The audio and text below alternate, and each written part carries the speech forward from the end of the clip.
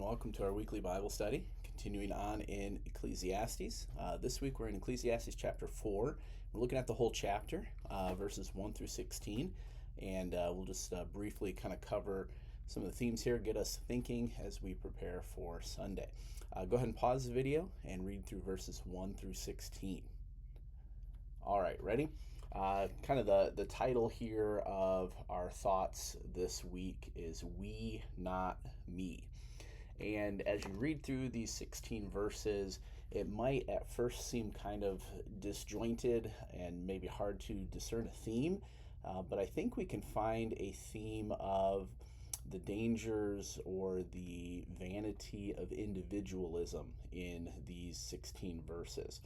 And I believe that our preacher here gives us 4 illustrations of individualism in chapter 4. In verses 1 through 3, he talks about the powerful oppressing the weak and using our position, our power to advance ourselves at the expense of others. He goes on in verses 4 through 6 to talk about the envious neighbor. And it's interesting that in that illustration, there's a problem with both of the characters. We might focus in on the fool and think the fool is just the problem, but the one who is working to be better than his neighbor and to have more than his neighbor is also a problem in these verses. In verse 6, it says that his hands are full of travail, right? He'd be better off having one full hand and one empty hand rather than both hands full of striving to be better than the people around him. And then, of course, we have the lazy fool who seems to be starving and eating up his own life because of his laziness. We also, in verses 7 through 12, have an illustration of a lonely miser. By miser, I mean we should picture somebody similar to Ebenezer Scrooge in Dickens' Christmas Carol. You notice he has no child or brother, and his eye is not satisfied with riches. So he works and works, he heaps up to himself, he ignores people around him, he neglects relationships, he has no one but himself, and again, that is vanity. And then in verses 13 through 16, we have this illustration of a succession of political power. You can probably discern 3 individual characters here in these verses. You have an old foolish king who then is usurped by a wise young king who comes up from poverty, but then even that wise young king is replaced by the next king who follows in verse number 15.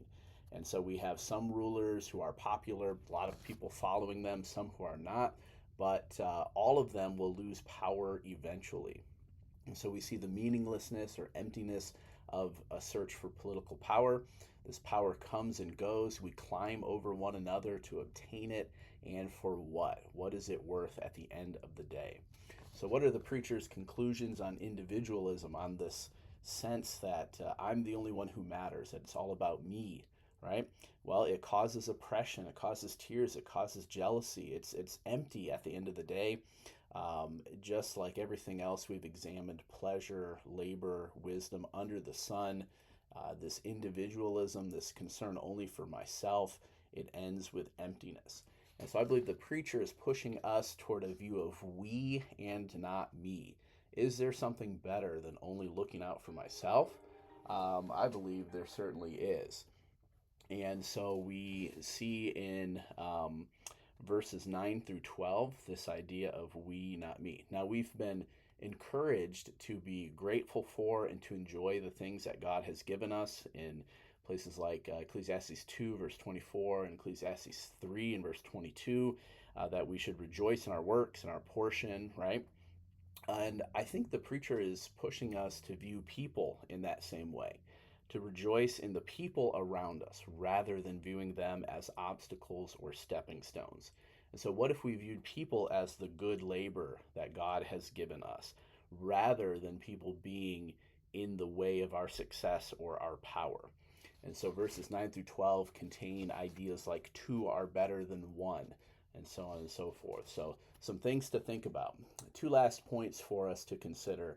I believe in this passage we see a common theme throughout the scriptures, and that is that people are made in the image of God, that everyone has value. in this passage, we see the inherent value of each person. That it's not right that we would oppress someone so we could have more power, or that we would be only concerned with building wealth for ourselves at the expense of another person. That life is more than just what I can gain and amass to myself, that it is important to have these relationships. People have value because they're made in the image of God. And then we also see that people are part of life connected with God. I can't say that I'm connected to God, that I'm living life for Him, if I'm disconnected from the people around me. People are not in the way. People are a part of the assignment that God has given to you and to me. And so let's cast off this idea of individualism, of only looking out for ourselves, and let's look at the people around us as a blessing from God and part of the wonderful, joyous work that He's given us to do in this life. We'll check out the description for some discussion questions, and looking forward to examining this passage a little further on Sunday. God bless you, and we'll see you next time.